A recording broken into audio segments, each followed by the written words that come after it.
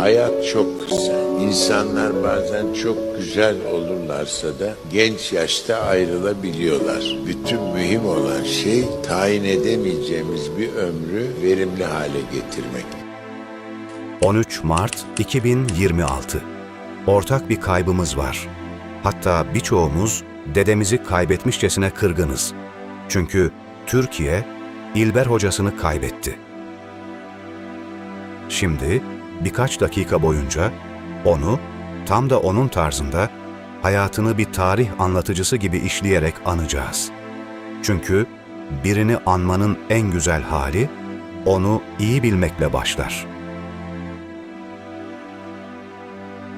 Bir ülkenin hafızasında bazı insanlar yalnızca akademisyen olarak yer etmez. Onlar, geçmişi bugüne taşıyan bir ses haline gelir. İlber Ortaylı da böyle bir isimdi.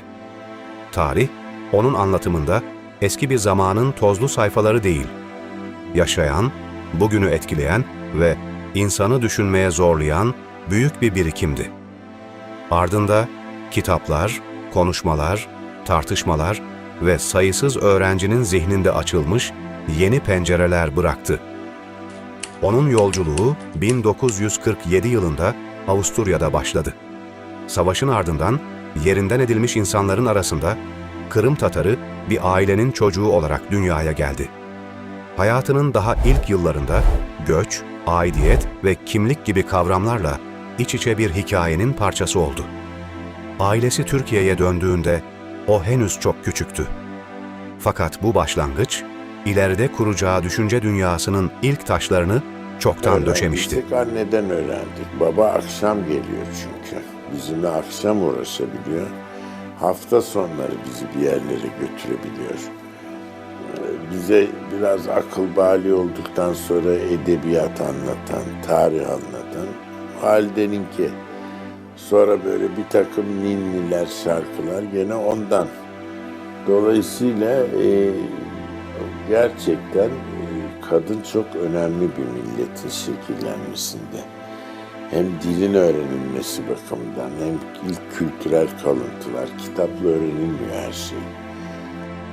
Çocukluk ve gençlik yılları yalnızca okul sıralarında geçen sıradan bir eğitim dönemi değildi.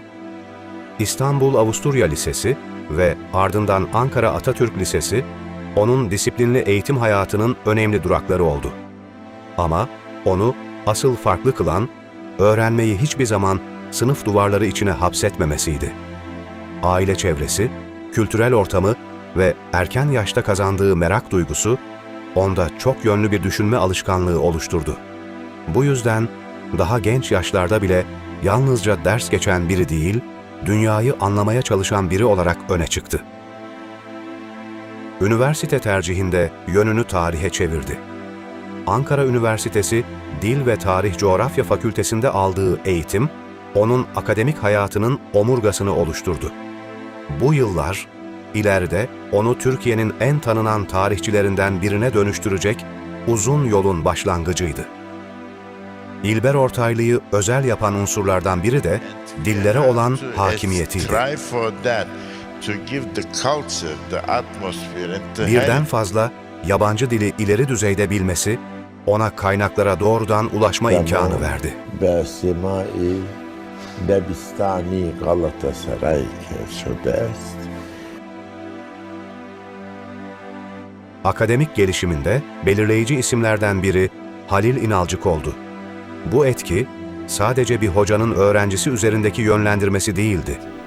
Aynı zamanda ciddi, karşılaştırmalı ve çok katmanlı bir tarih anlayışının da aktarımıydı.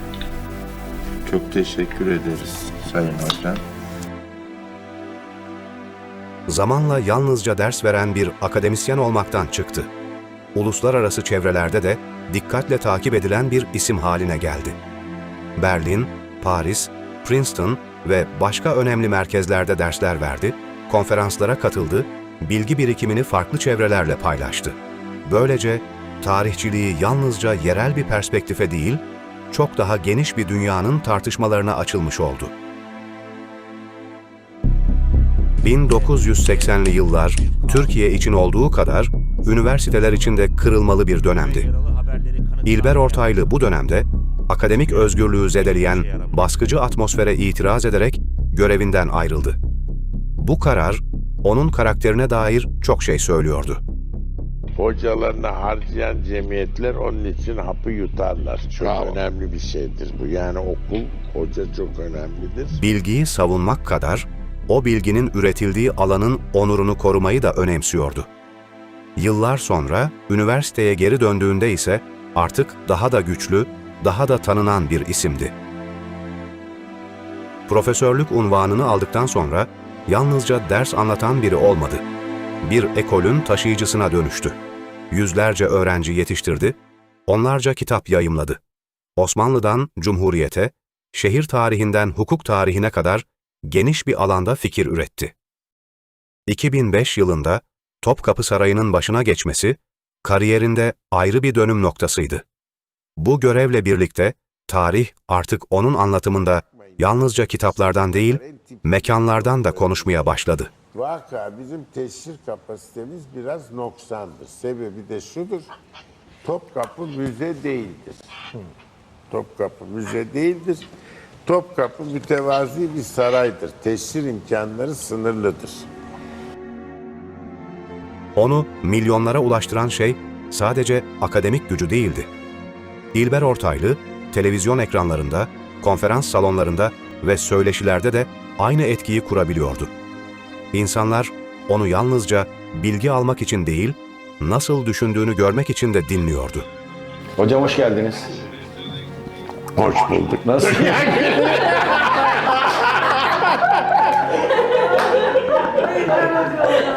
Çünkü onun anlatımında bilgi, üslupla birleşiyordu. Keskinliği, hazır cevaplığı, zaman zaman sertleşen tonuyla farklı bir karakter çiziyordu. Bırakamazsın. Köy papazı köyden olur, o ayrı, fakat yani işin başında kendileri olur. Hayatı boyunca pek çok ödül aldı, saygın görevlerde bulundu, önemli kurumlarla anıldı. Fakat onun etkisini asıl gösteren şey resmi unvanlar değildi.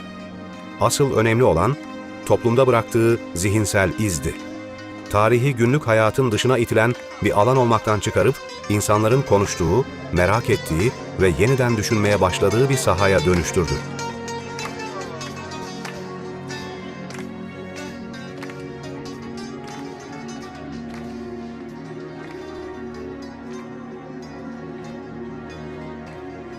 Bu dünyada bir insanın ölümü, onu hatırlayan son kişinin de unutması, son hatırasının da kaybıdır aslında.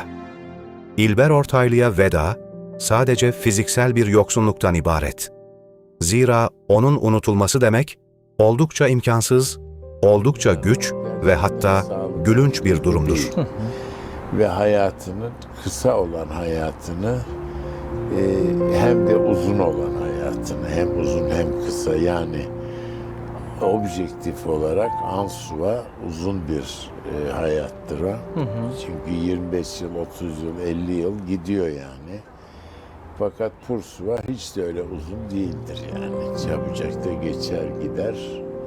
Bizzati içinde onu böyle kumar masasına yatıramazsın. Öyle bir hakkın. Tayin edemediği bir ömrü verimli hale getirmek eylemini öyle güzel yapmıştır ki nesillerce adı tekrar tekrar anılacaktır. Bir köy okulunun 10 kişilik sınıfında da, binlerce insanın doldurduğu kocaman konferans salonlarında da. İlber Hoca, bir tarihçiden öte, toplumsal hafızanın bekçisi, geçmişin gür sesi ve coğrafyayı kader olmaktan çıkarıp bir kültür atlasına dönüştüren, sarsılmaz bir figür olarak bu topraklarda yaşamaya devam edecek.